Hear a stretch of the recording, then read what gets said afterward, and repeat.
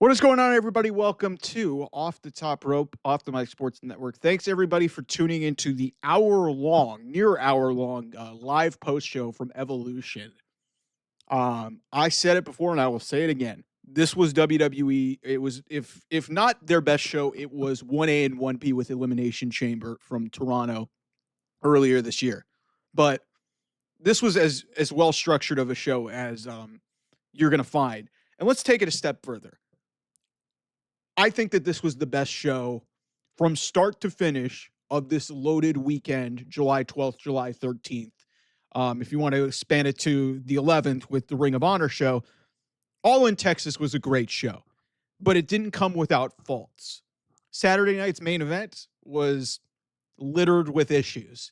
Goldberg had a 15-minute match. Seth Rollins it sounds pretty significantly injured, which stinks. Randy Orton, the whole Jelly Roll thing gets advanced. Jimmy Uso and Solo Sikoa had a fine match, but it wasn't anything to write home about. It was basically a house show. But Evolution, from start to finish, a 7-match show, as I said on the post show, all gas, no brakes.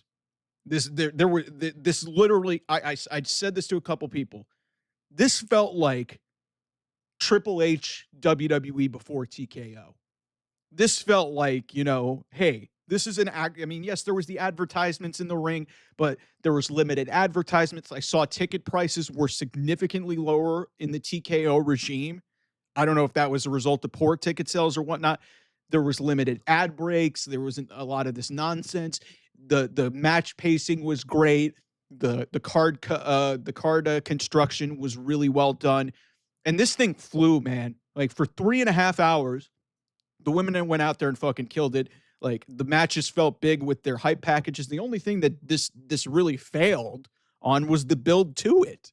And I talked about that extensively, that, hey, the WWE and their hierarchy and TKO really set this show up to fail. And I knew it wasn't going to fail, but they put these women in an almost impossible position to deliver, that they almost had to rise up and deliver a show that they did. And what they did in the process is, I think they not only had one of WWE's best shows of the year. This was to me, this was the best show of the weekend. This was the best. Great American Bash was low key a banger. Like I said, All in Texas was great, but there was stuff on that show. Like it was 6 hours. It didn't need to be 6 hours, and some of those matches on the show didn't even belong there. They could have been on a Dynamite, or it could have been on a Collision. So to me, and then obviously, the incredible opener, the matches in between were great, everything delivered, great battle royal, and then obviously the main event, which is what everybody's going to be talking about, and that's the biggest thing, is like, hey, WWE got the last word. If you want to talk about headlines, WWE got some headlines, because, hey, what bigger headline is there going to be that in the main event of an all-women's pay-per-view, there was a cash-in in Naomi, another thing that a lot of people are going to have to sit back and eat. All you people calling Triple H Triple K and saying that he's fucking racist and doesn't like African-American black talent. You had Naomi and Jade Cargill and Bianca Belair in the same match, which was a no-holds-barred match, which actually was probably Jade Cargill's best match, period. And then Naomi, who is one of the most respected and long-term people, and I'm going to do a separate video about Naomi and sing her praises. She caps off this show, all women's pay-per-view, in the final minute of a 26-minute classic between Io Sky and Rhea Ripley, and she wins the Women's World Championship, which nobody saw coming. That is how you generate buzz. So I'll say this: this was the best show of the weekend, I think, and I think a lot of people in a lot of circles will universally agree that was the case. Obviously, All in Texas, from a fan perspective and a build-up perspective, yeah, they could have done a little bit of a better job, but hey, 25, 30,000 people, they did a really good job. And like I've said consistently on my post show, 4 biggest matches absolutely delivered. They were all fantastic, including that main event. But if you're talking about just a show from start to finish, no, didn't take the foot off the gas, delivered in every single conceivable possible way. Evolution 2025 was, like I said, WWE's best show of the year. You can make an argument for Elimination Chamber as well, because of like all the significant things that happened on that show. But seriously, like, to do what they did in the opener and then, stick the landing at the end with Naomi winning the women's win the women's world championship in a moment nobody saw coming, which is like all we clamor for with these promotions and with what's happened this year is unpredictability. If you want to sit here and tell me dead to my face that you had Naomi cashing in Money in the Bank on the Women's World Championship in the main event of this show, you are fucking delusional.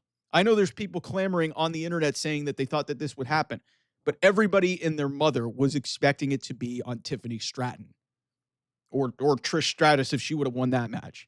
And that didn't seem feasible in this. Nobody in their right mind thought that that was going to happen. So I give WWE a ton of credit for delivering this great show and their talented women for doing this. At the same time, the executives in the hierarchy, and this includes Triple H, you have got to invest more in women and got to make these shows, and you've got to fix your pay-per-view schedule.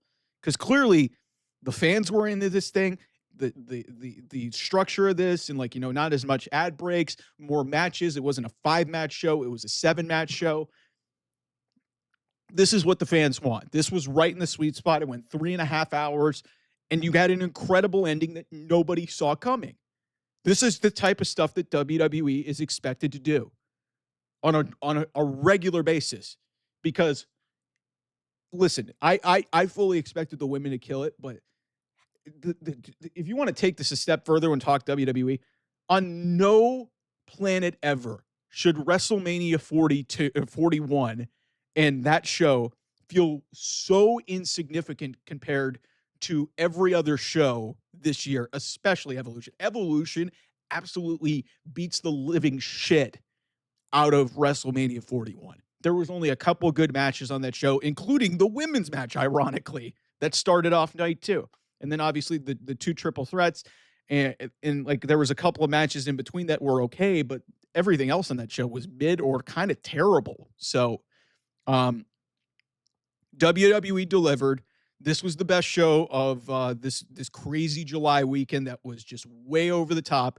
WWE needed to come up with something to and I'm not saying that this did justify their decision to counter program it in the future. Don't do this. Don't do this don't set up your talent.